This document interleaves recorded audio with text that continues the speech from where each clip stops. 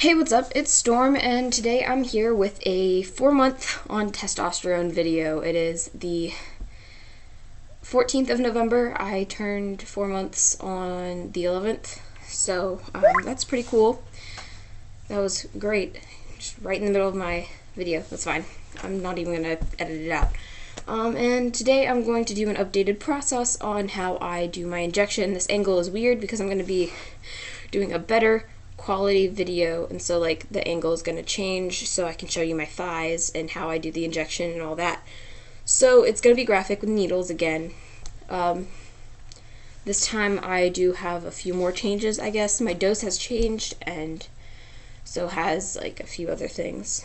First of all, my dose is no longer 1/8 of an ml. They doubled it, so now it's 1/4 of an ml. So that's great. And some changes that I've gone through. I've gotten more facial hair on the sides of my face and a little bit underneath here. It's still very light, not very visible. Also have some stomach hair growing in, and some hair on my thighs is getting thicker. Aside from that, there's not many other changes. If there's any vocal changes, you can hear them here. I can't personally hear them because I hear myself every day. Fun fact, this month is National, it's the Transgender Awareness Month, right? So, that's cool. I'm going to be doing a day of silence on the Trans Day of Remembrance for the transgender people who have passed away either from homicide or suicide or just peacefully, which is quite rare with trans people, but yeah, so it's a day of remembrance for those who have passed that have been trans. Alright, so let's get into the actual injection. I'm going to move my camera closer and all that good stuff. The angle is going to be this, so like, that's cool. My pale thighs and stuff. So this is my thigh. I do my injection in my thighs every other week, still switching thighs. And this week it is my right thigh. My bottle is still the same, testosterone, very small, and I've already cleaned the top of the bottle. My needles are very similar. The only difference is the pharmacy only had 2-inch instead of 1-inch long, so it's a little bit longer.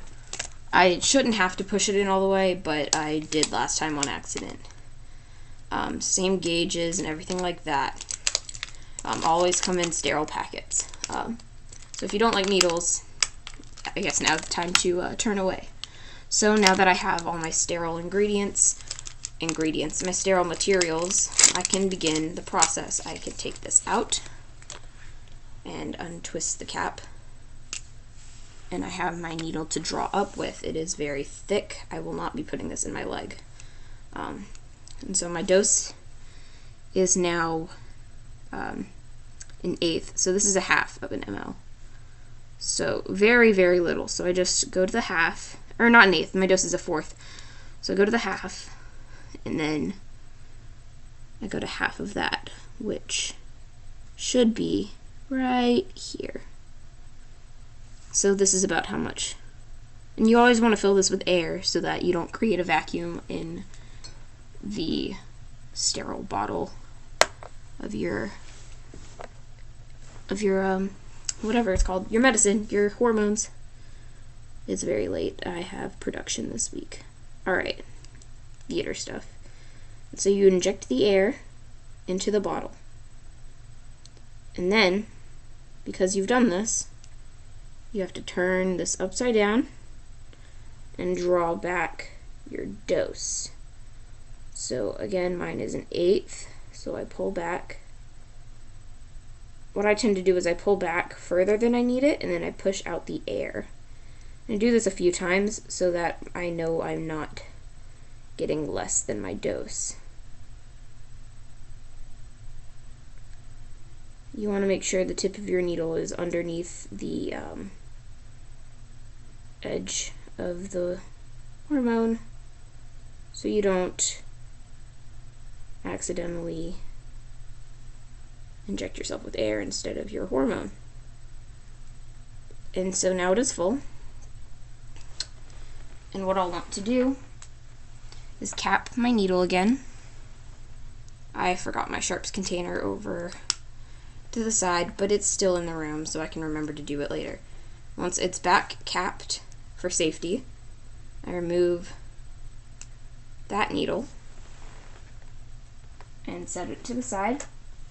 And I grab my other needle, which is also sterile, smaller gauge, and I tend to not even touch the part that connects. I connect it, twist it down, and now it is sterile, capped, haven't touched it yet. Now, I grab my paper towel, which I use because I don't have alcohol swabs. I have a bottle of alcohol, isopropyl alcohol, rubbing alcohol, whatever, same thing. Except you definitely want to make sure you get the right amount, like percent isopropyl, because if you get like 100%, you're gonna burn through your skin. I'm gonna quickly cap this and put it to the side again and clean off halfway up my thigh, which will be around here.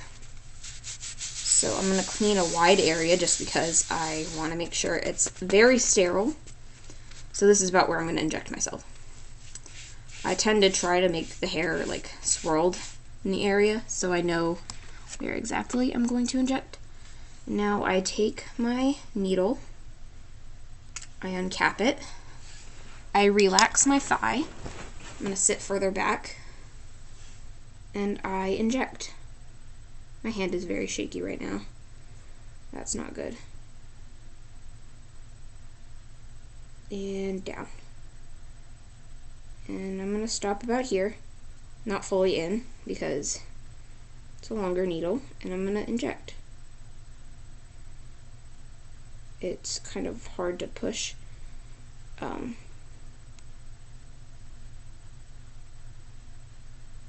So I guess it's easier if I push it down all the way in.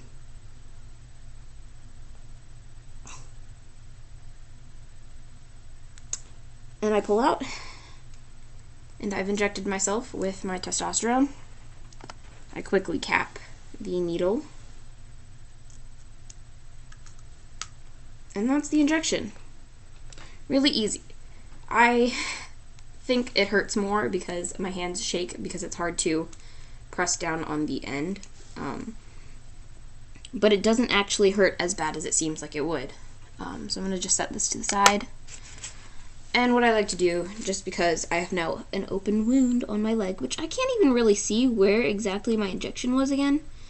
Like, I can't see the site. There it is. It's not even bleeding. But I like to just rub over the area to make sure that it's sterile and that any bacteria that did get on it somehow gets cleaned off so I don't get an infection, because breaking the skin does increase risk of infection. Now, after I've injected myself, I want to try to either massage my leg or move around. So if I do massage my leg, I try to like keep a barrier between my bare hands and my leg. I don't know why, I just tend to do that. And it is kind of sore in this whole area now, but not as sore as it would be if I tensed up, since it is an intramuscular shot versus a intravenous shot. So it means it went into my muscle. The pain actually is kind of shooting all the way down to my knee, which is normal, simply because my knees are always in pain, but rubbing it in definitely makes it hurt a little bit further down, but a lot less. And it'll make it hurt less in the long run if I like walk it off or something. And yeah, that is how I do my injection. I am now exercising my leg as we speak. And I do that once every 2 weeks, every Tuesday I try. Last week I did it on a Wednesday because I did not have needles on Tuesday. So thank you so much for watching this video, and yeah, I'll keep you updated on how many injections I've done, what month I am, and all that good stuff. So thanks for following my transition, and I'll see you next time.